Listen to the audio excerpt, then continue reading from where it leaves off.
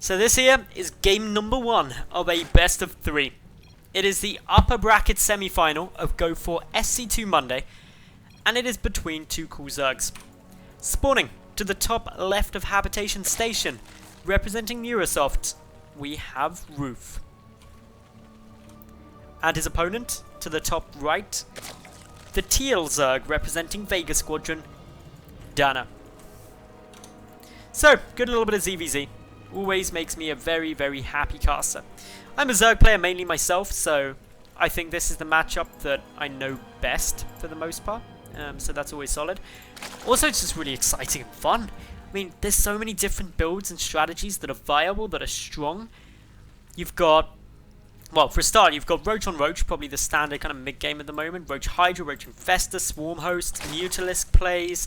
You've got early aggression in the form of Speedling all-ins, Zergling Baneling all-ins, Roach Baneling all-ins.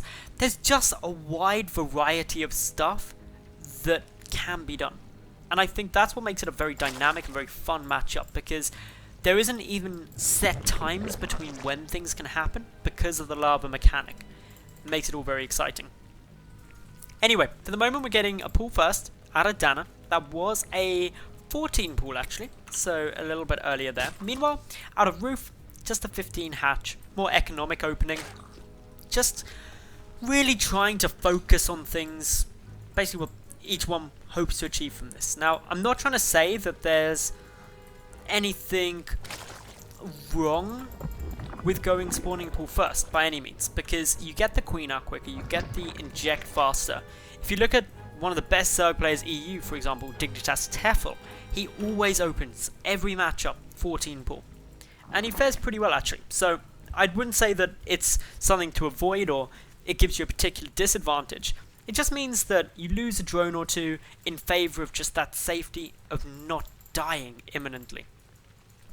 Roof, he went hatch, then grabbed up his gas, then went into the spawning pool. So he's not playing it, well actually he's playing it as greedy as you possibly can, to be honest. You can't go much more risky than this as an opening, because if there was any early aggression coming, you'd be in a lot of trouble at this stage. Meanwhile, DaNa adding in that extractor. Gas is a lot later. Note that Roof already nearing that 100 gas mark before DaNa even starts mining any. So this means a much earlier Zergling speed coming out for Roof, who does keep 3 drones still in gas. By keeping those 3 drones there, you're just screaming, I want to be aggressive. I want to be teching up quickly. I want to be putting on pressure to you. Be that in the form of some Baneling aggression, be that in the form of some Roach aggression. Both are possible off of this. If you see drones get pulled, that's when it's more of an economic focus from the players, and that's generally something in early game Zerg on Zerg scouting you're gonna be keeping a real close eye on. DaNa now, about to hit that 100 gas mark, starts up speed of his own, but he also keeps those 3 drones in gas. Both of these 2 players probably going to be looking to add in their Baneling less quickly, although it's Roof who I'm quite intrigued by.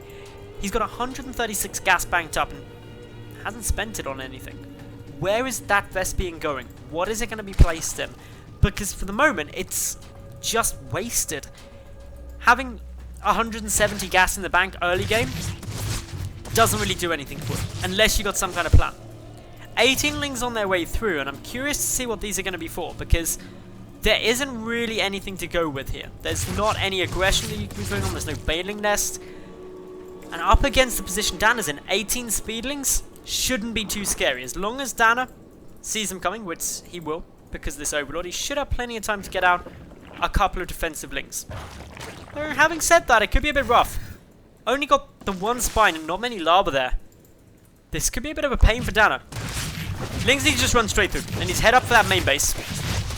Exactly what they're doing now. This is actually quite a few Zerglings. There's 14 of them on the field. A queen almost definitely going to die, while a Baneling is morphing. This has caught DaNa quite off guard. It's an unusual timing to be seeing this come through, and it's actually forcing a lot of these drones to get pulled. They're attempting to block out, attempting to buy a bit of time. Defensive Baneling was morphed somewhere, though. There we go. DaNa's defensive Baneling is now moving down. In total, 7 workers killed for 18 lings, of which only 7 were killed. Good trade there, coming down. Add in the 14 roaches following this up, and this is a very unusual timing coming down by Roof. Generally, if you see that gas stay in, you're going to be hitting now with something. Be that 7 roaches and some banelings, be that just a lot of banelings and the zerglings. But the speedling pressure now immediately into a lot of roaches, and this is a lot of roaches at this stage. 14 is a huge investment. DaNa is not in a position to defend this, and just GG's out the second he sees it.